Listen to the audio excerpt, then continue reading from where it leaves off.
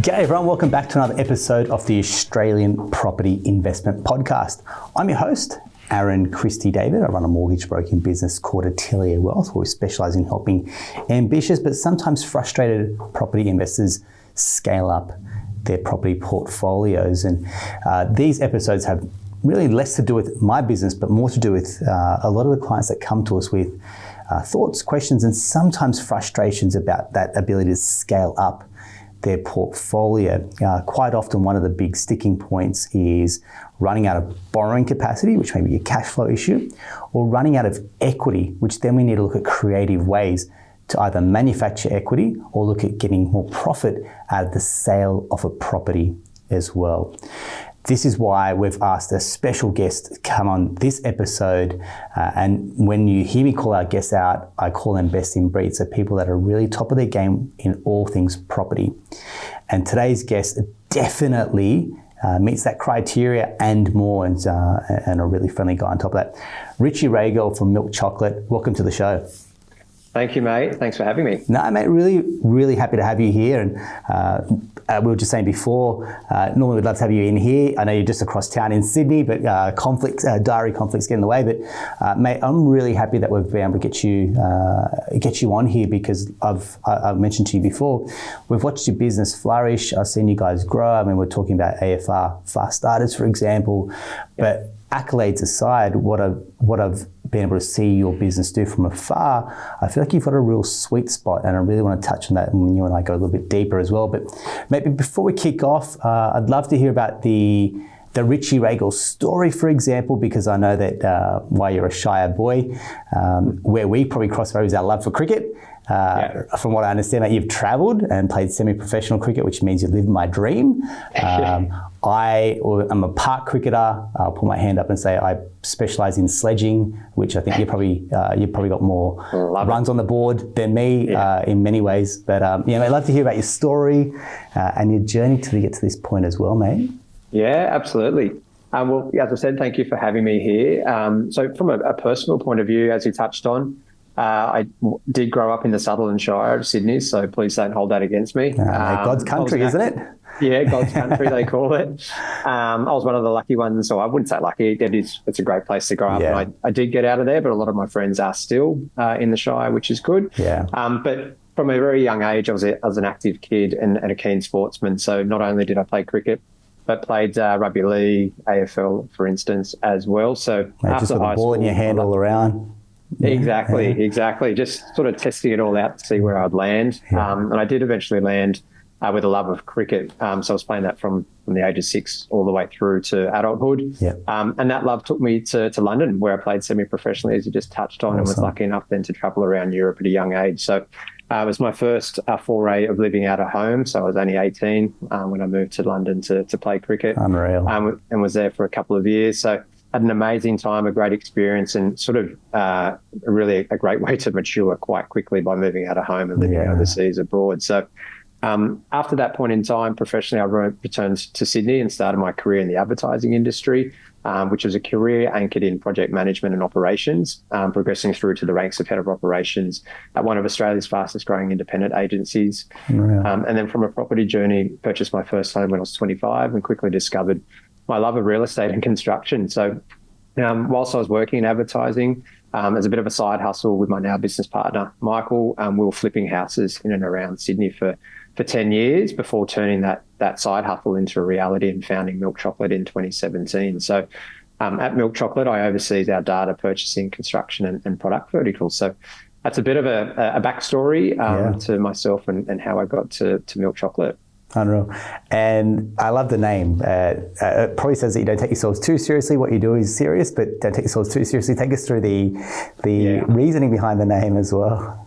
Yeah, it's exactly right. Michael and I are very large-A, very down-to-earth blokes. And I suppose coming from an advertising and marketing background, you're brought up and you understand how to advertise and market to different demographics and different segments. And the beauty of Milk Chocolate is it's founded by two two people who didn't have a career anchored in real estate, but we had a career anchored in project management, advertising, marketing. So we knew that to break into this particular market, we needed to be different. We needed to talk differently and have a different approach to the way that we're doing real estate and construction. So Milk Chocolate is very, very random, but like is Apple and Google. And so it's just a name purely that we created that is a conversation starter. So when we're going to networking events, people will normally look at your name badge and go, Milk Chocolate, what's that all about? So it's also quite memorable as well. So once you break into different markets, we started the business in the expat market.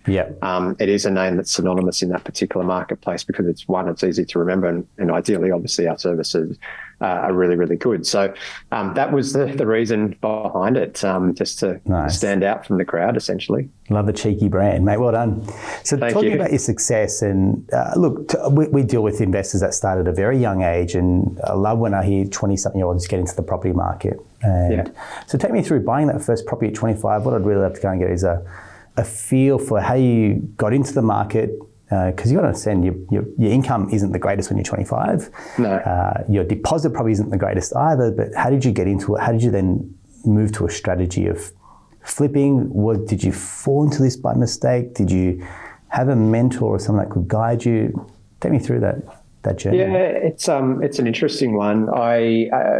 My dad was an avid investor, so he was investing in properties, shares, managed funds, for instance. So ever since I left high school, I always loved a spreadsheet. I'd always liked to model out my career and also retirement plans. So I had modeled different spreadsheets, and I'd be using different asset classes and modeling different permutations in terms of how I could get to 40, 50 and retire. And that normally included property, shares, managed funds, for instance. So I did have an appetite for property. I was wanting to move out of home when I came back from London.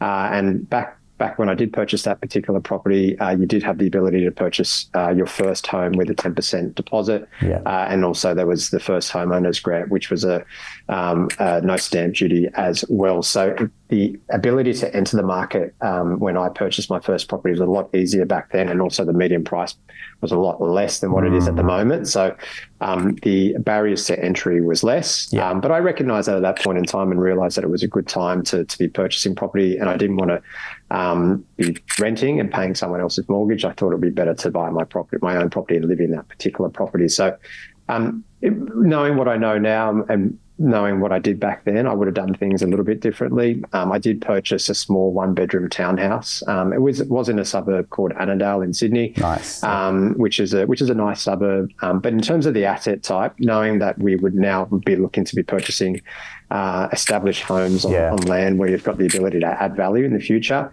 if I had taken that approach back then, the options that I would have now on that particular asset will be far greater than what I do have. So that's the biggest learning from that particular purchase. But I suppose you are young and naive, and the access to information when I first purchased that particular property was a lot less than what it is now. So, but what it did show me is that first purchase in your portfolio is so important to get right.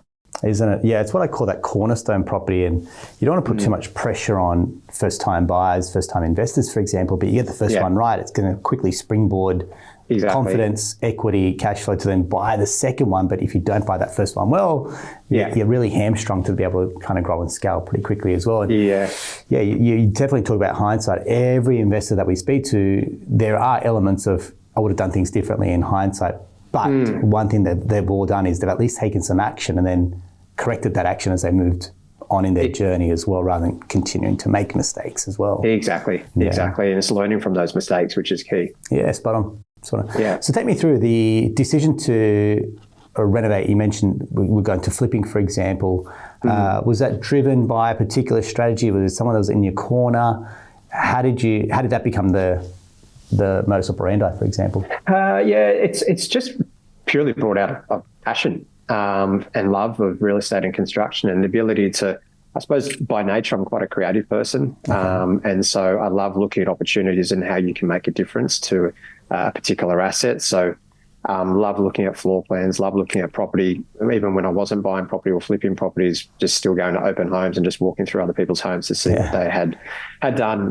Bit of a sticky beat, which is good and bad, but it's how you learn basically. And again, when I was first starting out, there wasn't access to Instagram and Pinterest, for instance. So you actually had to go and view properties to get a really good feel for, what people are doing smartly, what's functionally a good renovation versus a not a functionally good renovation, and all those sorts of things. So it was really just brought out of just being intuitive about real estate and construction, and going to open homes and as many as possible. And I suppose by nature being a bit of a creative beast and looking to opportunities to add value, but then you're washing that with the fundamentals and the economics of buying something, spending X amount of dollars to create Y, was really interesting to me. And then the beauty of trying to do that for a little cost as possible, to generate a strong ROI. So that's essentially how we got into that. And the more that we did it, we started to obviously understand the pitfalls, the pros and cons, and where you need to be spending money versus where you should be restricting the spend. They're all the key learnings that we took from that particular part of the journey.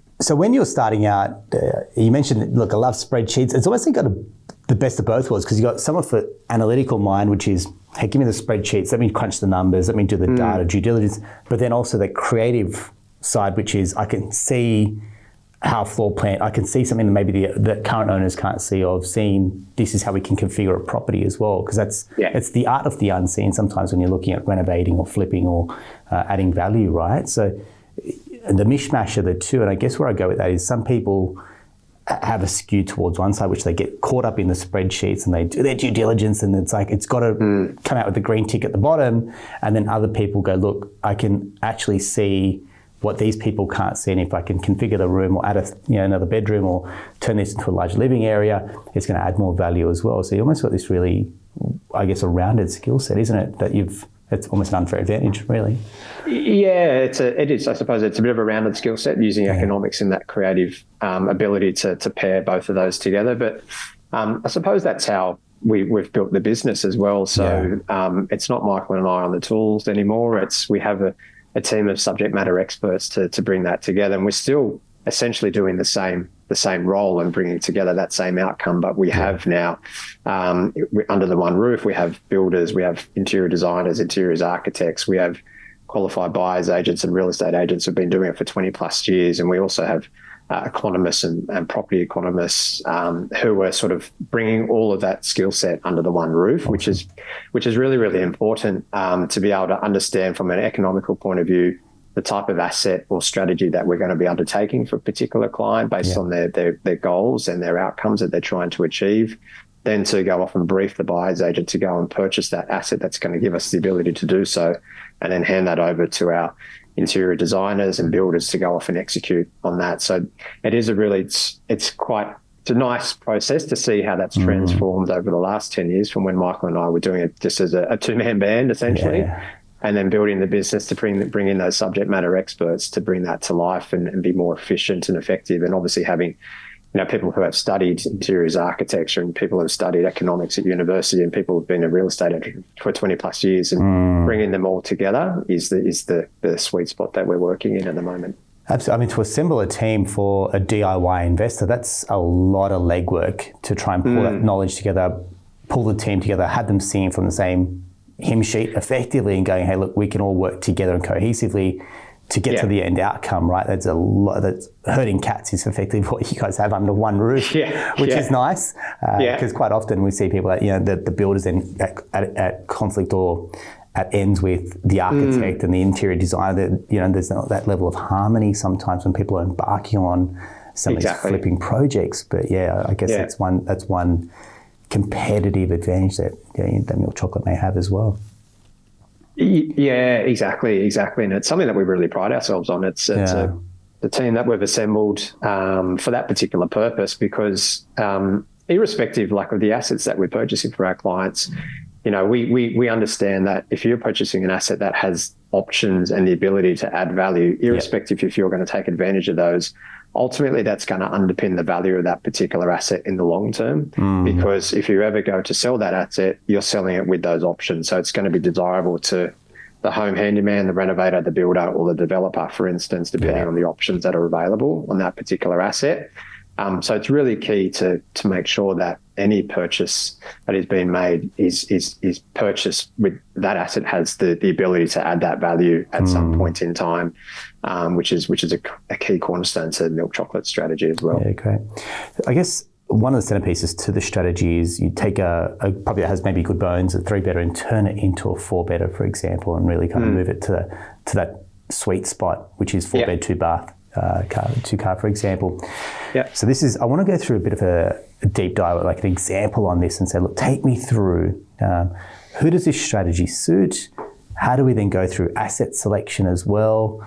And then we'll go through the implementation, the execution, how to actually make that happen. So take me through maybe an example that you've had someone that you've worked in this situation with, Richie.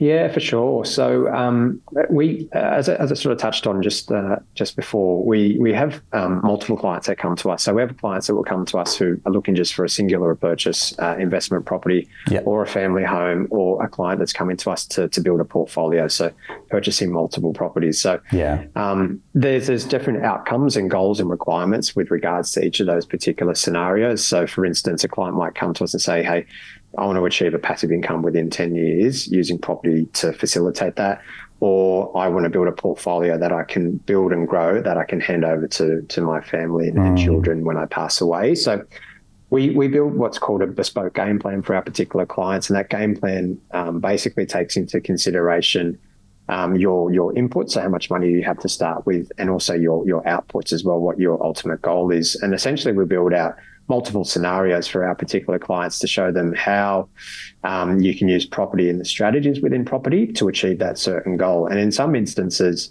that may or may not include adding value to a particular property. So it might just include just a buy and hold strategy. And generally those scenarios that we provide come with different levels of risk appetite. So the first scenario might be a conservative scenario, which is buy, hold. Second scenario might be buy, renovate, hold. And the third scenario might be buy, develop, and sell or hold. Yeah. So it really does depend on the appetite of the particular client that we do have. And there's some good examples that I can take you through where we have worked with particular clients with different appetites and different desires and requirements. So one is a client that came to us. They're Australian expats and they're based in Singapore. And they basically wanted just to build a portfolio.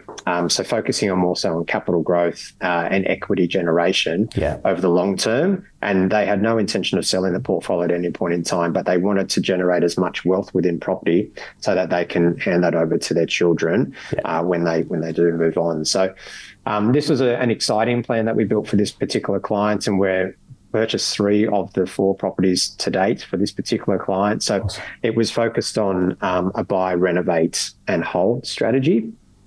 So the first purchase was a purchase in Canberra in a suburb called Curtin, which is on the south side of Canberra.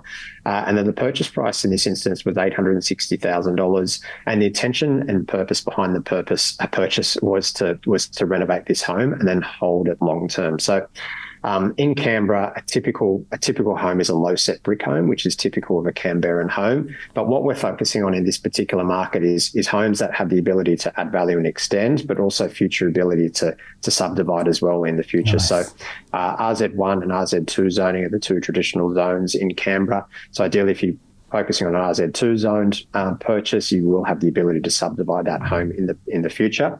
So in this particular instance, knowing what the strategy was before we made the purchase, we knew that we had to buy the property and that in 12 months' time that we were going to renovate that particular home. So what we like to do is allow a 6 to 12-month period after the purchase where we can renovate that home. So allowing us time to do the design, due diligence, council approvals, etc. in that period of time. Then once that lease has expired, then we're ready to basically pick up a hammer the first day after that lease has expired. So we purchased the home for $860. We leased it out for 12 months whilst we completed those development approvals and design process, and we undertook a renovation. So this particular home was a 3-bedroom, 1-bedroom home, and we converted that into a 4-bedroom, 2-bedroom home. So the cost of the renovation was $285,000. Now, that is a little bit cheaper than what you'll most likely pay now, given the cost of construction at the moment. So So let's do the numbers. You bought it, what did you say? You bought it for 860? 859,000. Yeah. Plus your 260. 285 renovation. Yeah. Okay. And it's actually now worth 1.6 mil. So there's a significant amount of organic capital growth built within that. So obviously the location and the identification of that location matched with the add value that we've created here. Excellent. Has culminated in a really strong return for that particular client. So the home is now renting for $775 per week. It's obviously continued to increase in value. But what we like to do in these particular instances, looking for homes that where you can, ideally you don't want to put all of if you've got a budget of $285,000, you want to make sure that it's working as hard as possible for you. And so you're focusing on the aesthetic improvements. So what is actually going to improve the value of that home to the general public? But if a valuer was to go value that home, or if someone was to come and purchase this home after the renovation, what are they going to see that's going to attribute value to that particular home? So you don't want to be spending all that money on structural works that you can't actually see. So you want to be making sure that the asset you buy, the structural integrity of that home is really, really strong. So then a high proportion of your renovation funds goes towards the aesthetic improvement. So we maintained 3 of the bedrooms in its current condition. So basically just changed the carpet, the blinds, and painted in those particular areas. Where there was one lounge room, we converted that into a master with an ensuite walk-in robe. Beautiful. Pushed out to create a small 30 square metre extension and created a really nice open floor plan, kitchen, living and dining zone to the rear. Fantastic. And put a deck to the rear. It was a north-facing rear. So obviously north-facing in Canberra is very much desirable, given it's a cooler climate. So making sure we're getting as much natural sunlight coming into the particular house can reduce your energy for one, but also just making sure it's as warm as possible in the living areas where you're spending the majority of your time. So it's a really, really nice renovation, and the client's obviously really, really happy with that particular renovation. The next purchase for that particular client was in Adelaide. And so this is a character home in Torrensville. And so now Torrensville is about 2 kilometres to the west of the Adelaide CBD. So when we purchased this home, we purchased it for $682,500. It was a 3-bedroom home sitting on about 750 square metres. Nice. Now, the reason why we identified this particular market for this client was because when you look at the surrounding suburbs within that proximity to the Adelaide CBD, in the inner south, inner north, and inner east, the median price at that point in time of those markets was about $1 million. So the median price of this particular zone in the inner west, which was a gentrifying market, was about $600,000. So there was naturally an affordability criteria that we looked at in this particular market. And also from our on-the-ground work that we did prior to investing into this market, we noticed there's a lot of gentrification within regards to the cafes, the restaurants, new bars that were popping up, which were targeted towards young professionals, and so attracting that particular market into this particular region. And now we've seen, obviously, really strong growth in that particular market, given that it's affordable, proximity to the CBD, light rails, there's a new hospital within walking distance, all those sorts of things. So the home we purchased, again, was a 3-bedroom home, and we spent $400K on this particular renovation. And basically the renovation was an older character home built in the early 1900s. So the way that they were built back then was that your living zones were to the front of the home and your kitchen and bedrooms were to the rear of the home. So very disjointed and dysfunctional. So there's a lean-to to the rear, which we demolished and extended out to the rear, and we reconfigured the internals. So ideally, when you're building a home, if it's a double-fronted home, you want your bedrooms to the front, then followed by your services, which is your bathrooms, laundries, for instance, and then to the rear is where you're living in. So Australians functionally love to entertain and live to the rear of the property, and that ideally is connected to your gardens as well. So a really beautiful rear extension. What was really nice about this renovation was that we maintained the character of the original home to the front of the house. So kept the ornate cornices, the ceiling roses, the architrave skirtings were all kept and maintained. Beautiful. And we let the character of the home sing. And then to the rear was a really nice modern extension. So really nice high ceiling to match the high ceilings of the front of the home, but also keeping it nice and light and bright. It was north facing to the rear again, which is obviously letting as much light as possible. Awesome. But what the benefit of this home is, this particular home, and as I touched on previously, we talk about options and opportunities. This particular home has the ability to cosmetically improve just the existing footprint. It had the ability to structurally extend and add value, but it also had the ability to subdivide as well. So what we did do in the due diligence and design phase was that we manufactured a renovation from the extension point of view where we extended to the point where it would still allow us to subdivide that home in the future. Nice. So we knew what the setbacks would be if we were to subdivide where that new fence would go. So we made sure that our extension didn't exceed that, and there's enough green space in the front lot. So when we did subdivide, we just put up a fence. There's already a driveway down the side, which would allow the access to the rear block. So this particular client has basically got the home. It's now valued at 1.5 million, but now they also have the ability to plonk a new home to the rear. The existing house at the front is done and dusted. Yeah, nice. So it's very, very beneficial for that. And that's what we call what we typify as a typical milk chocolate home, which is a home that's it's character rich, but also it provides significant amount of options to execute at any point in time as well. Unreal. Hey, man, thanks very much. One question I heard, and for both examples, is you've chosen the suburb based on its ability for, say, upside, like maybe up and coming suburbs. Yeah. The question that we get from a lot of clients is, do I buy that suburb, like the suburb, or do I potentially buy the up and coming suburb? So, I mean, for Sydney size, one of the most common examples would be we can't afford Bondi, maybe go to Coogee. Can't afford Coogee, maybe look at Maroubra, for example, as well. Yeah. But it's still not Bondi.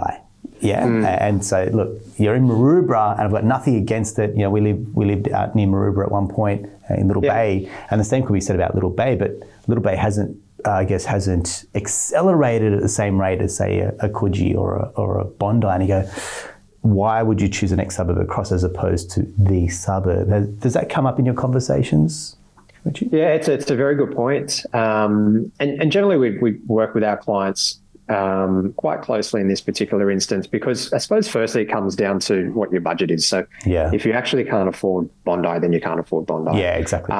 Because it's one thing also, if you can afford Bondi, it's what can you actually afford in Bondi? What type of asset? So are you going to be better off buying a unit in Bondi, for instance, versus a freestanding home in Maroubra? Yeah. If it was me, I'll be buying a freestanding home in Maroubra, because we know that land appreciates and buildings depreciate. You're going to have the ability to add value in the future. Yeah. And naturally, as we know, that example I just gave in Adelaide is a prime example of people following the affordability path. So if they can't afford Bondi, they'll look to the next closest suburb. It's exactly like Marrickville, Earlwood, for instance, Bexley as well. So Newtown was Newtown's the most popular example of this, right? Yeah, exactly. It's where everyone wanted to be. It's close to the city. It's gentrified. There's plenty of cafes, pubs, restaurants. It's cool. It's hip. It's got all of that associated with that. But if you go to, you've got a budget of $1 million and you need 1.2, then you're like, oh shit, where do I need to go now? So they'll move to Marrickville and buy into Marrickville. Then you start to see that gentrification happen around that, because the shops, the bars, the cafes that are opening up in that particular marketplace are targeting those people who are moving into those areas, and generally going to be young professionals. And then moving into Earlwood, which is where I live at the moment. And I've seen it over the last 10 years, that gentrification, because people who can't afford Marrickville, exactly like myself and my wife, we couldn't afford Marrickville. We moved to Earlwood. And we're starting to see that gentrification happen in that particular market. So it's the focus is on the asset as well as the location fundamentals. And I suppose we take an analytics and fundamentals approach to identifying the purchase for anyone. So that's really, really key. And we firstly look at the data, and then also look at the real estate fundamentals. So to give you, I suppose, an indication, milk chocolate uses about a 70% influence on the growth influences of the suburb, and 30% is placed on the asset selection. So from a location identification point of view, we will be looking at using our licensed data points. So we've got about 20 million data points that we use for every suburb, region and city in Australia, dating back to 1980. So our team, headed up by our economists and machine learning engineers, are modelling and interpreting that data and understanding what is going to be the next growth areas based on historical trends, and also using forecasting tools. And then also just creating our own schools as well, based on affluence, convenience, affordability, school, buyer demands, rental demand, etc. So we place 70% of the emphasis of picking the right location on the data and the drivers, but behind that particular data. And then we focus 30% on the real estate fundamentals. So from a location point of view, so what's the orientation of that home? Is it making sure it's a north-facing rear in most instances. Yeah, okay. Is it the high side of the street? Is it flat versus sloped? Main road, thoroughfare road versus quiet residential street? If it's an investment property, ideally you want to be a 20-minute walk to public transport, cafes, bars, etc. The options, making sure it's, as I've touched on, ticking all of those options that provide that value for that home. The character. We have a preference to be purchasing established freestanding homes and homes that present with character. Older homes not only retain a lot of their original charm, but they're also generally built to a high quality and standard. Nice. They're more attractive to family home buyers. So we know family home buyers, they're emotional and they'll pay with their heart and not with their head. Yeah. So if you own an investment property that is desirable to the family home buyer, you know that there's going to be an emotional attachment to the value of that asset when you go to sell that home in the future. Yeah. And we take that approach, a broad brush approach to investment properties as well as family homes to make sure that that asset is still fundamentally as strong as possible for that particular purchase. And we know that character homes are bigger boned as well. So well apportioned, high ceilings, wider hallways. The bedrooms are generally bigger as well. Correct, yeah. And it can't be reproduced as well. So as character homes become the minority, the value increases given the difficulty to reproduce as well. So that's sort of how we approach it. 70% based on the location and 30% on the actual asset. Yeah, thanks, man. I really appreciate a look into your secret sauce. I'd call it the secret milk recipe right there. But I think one thing you've mentioned there is the sweet spot. And an experience share would be, we bought a 3-bedder. And so the 3-bedder for us was like, okay, it's a lesser price point than the 4-bedder, but we've always got the ability to turn it into a 4-bedder. And I feel like the sweet spot was for and you look at the median house price, that sweet spot's really 4-bedroom, 2-bath. 2-car, for example. And it sounds like that's what you do. You kind of reverse engineer the property. You go, well, we can take it under a median value, under market, 3-bedroom, add the value to make it a 4-bedroom. I now feel the evolution is a 4-bedroom, 2-bath plus a study. It just feels like that moves into like a normal premium price point as well, doesn't it? Like, again, the evolution, you would have known that maybe 5 years ago with work from home, but I feel like that's one thing that a lot of people are now valuing as well. Yeah. Oh, absolutely. And we, as all of the renovations now that we're producing, we make sure that we include a study, which is attracting that work from home, that crowd. So that demographic who need a space to work from home 1, 2, 3 days a week, 5 days a week. It's really, really important. And ideally, it's not a study nook anymore. It's a It's a proper type office. Yeah. Yeah, exactly. And also granny flats and studios, they can play a part in that as well. So the ability to convert that into a study as well. So that is a strategy that we use with some of our clients. So if they've got a strategy that's focused on rental yield, passive income for the future or now, granny flats are a great way to achieve that as well. So creating a dual income on the one asset. But again, that granny flat can be converted to an office space. So if you're going to sell that home at any point in time, a buyer might see additional value in that granny flat and say, I can actually, that can be my office moving forward as well. So it's a really, really good point, and that's the way that the world's moving. Yeah. One of the questions I had for you is, when someone has this strategy to buy, add value, maybe get it revalued and then pull the equity out to then go again or buy, renovate, sell. Yeah. And they go, look, thanks very much, Richie. Buyer's agency may be a fee. There's a fee for all the extra work, for example. We'll do it ourselves versus maybe go through yourselves. And I'm not asking you to toot your own trumpet here. Yeah. But it's to say, what's the difference? The DIY, and I see this all the time, DIY, people want to do their loans, DIY, yep, go for it. Investors DIY, for example, versus done with you or done for you model. Yeah. How have you been able to kind of see a different rate of success or a different level of improvement with your clients compared to maybe those that do it themselves as well? And what mistakes have they made that potentially they can learn from?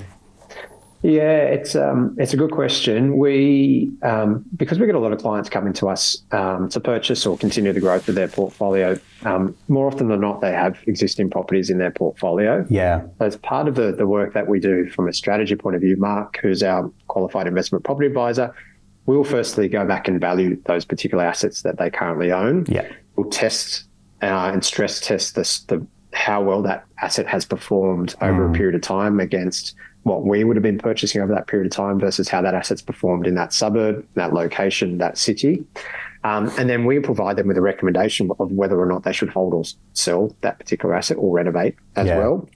And more often than not, we find that the assets that clients had purchased prior to using a buyer's agent inferior to what we will be recommending, and the performance is the proof in the pudding as well. So they would either have an off-the-plan apartment, a house and land released area, or an asset that was already fully renovated, but it was on a really small block of land. So the ceiling for growth is now restricted to organic cap growth of that location, as opposed to the ability to assist by manufacturing value as well to that particular home. So that instance potentially might not recommend to sell the home, but what they would have seen is, and what we show them in that throughout the process, is that if we'd just taken a bit of a broad brush approach and looked at the fundamentals from a location identification point of view, and also the real estate fundamentals point of view, if you had purchased a different type of asset, this is how it would have performed over that same period of time, looking at the data. So it sounds simple, but we see it so often where clients will come to us and say, oh, my accountant told me they purchased a property in this off-plan development, so they said I should buy one too. And or a friend told me I purchased a property in this particular area because the mate at the pub said it's a great area and they purchased it. But, history shows, and what the data shows, is more often than not, they're not performing as well. So, as we touched on at the start of the podcast, that first purchase is so important to get right, because then it can hamstring what you can do in the future if you don't get it right. So, I suppose it's the opportunity cost that investors may miss out on if they were to do it alone. Yeah, no, well said. And it's exactly that we see. You and I are probably in a very fortunate position that we get to see a lot of investors' portfolios, the good, the bad, the ugly, the great, and what they've done. And yes, some people have been able to have time in the market. They bought 20 years ago, they've held and successfully been able to navigate rate rises, slumps, market changes, and they've just held it. Whereas other people have got in, they've sold it, and one of their regrets has actually been selling as well. If they'd held onto it, it would have done a lot of heavy lifting as well. So I guess it comes down to what's people's, you mentioned risk appetite, I call it sleep at night factor. What's that sleep at night factor? And this is a strategy that's not for everyone, right? Buy, renovate, add some value. It's not a strategy for everyone. When have you seen this strategy work very well? I mean, you mentioned expats, for example, that are buying good locations. They're probably on a good income, for example, and they've got that ability to then springboard and go again. But maybe someone that maybe doesn't have that level of income, what have you seen there, and how can they continue to grow and scale up their portfolio as well, Richie? Yeah, so we get all types of clients. So we deal with a lot of locals as well. And, we purchased a property just recently for $450,000, and that was in Adelaide in a gentrifying market. And so we purchased investment properties up to $2 million. So it sort of depends on the client's ability to take on a renovation, or to finance a renovation, or even to hold an asset for a 6 to 12 month period without receiving any rents whilst that property is being renovated as well. But if a client, and we don't always generally recommend you renovate the property immediately as well. We, more often than not would say just buy and hold the asset. And then in the game plan might suggest in 3 or 4 years' time, we'll execute on the renovation, because over that period of time we have modelled X amount of capital growth compounded over this amount of time is going to alleviate X amount of equity, which you can draw down on to then complete the renovation. Spot on. So that's exactly how we find the cash, or type another property.